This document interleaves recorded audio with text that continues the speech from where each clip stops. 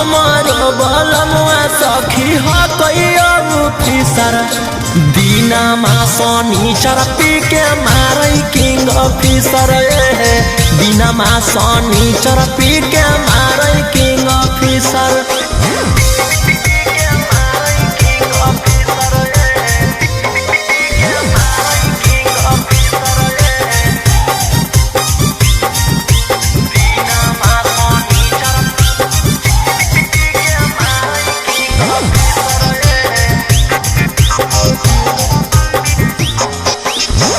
बड़ी बेस लागई जब बोले अंग्रेजिया है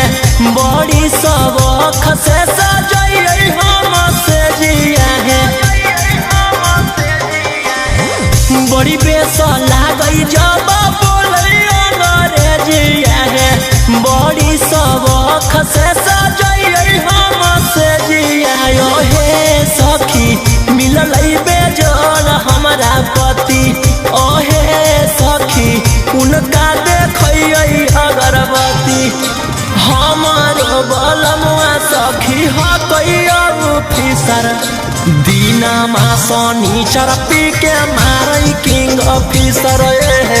दिनमा शनिचर पी के मारै किंग ऑफिसर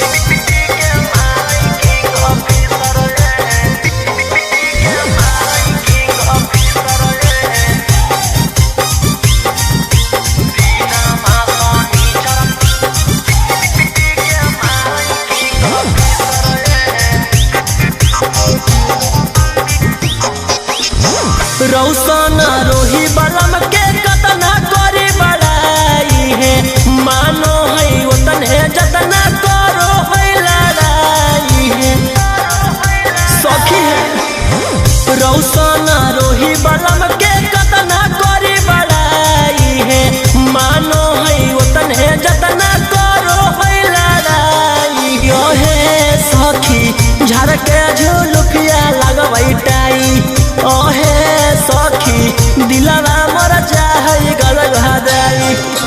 हमारो बलमुआ सखी हो कोई ऑफिसर दिनमा शनिचर पी के मारै किंग ऑफिसर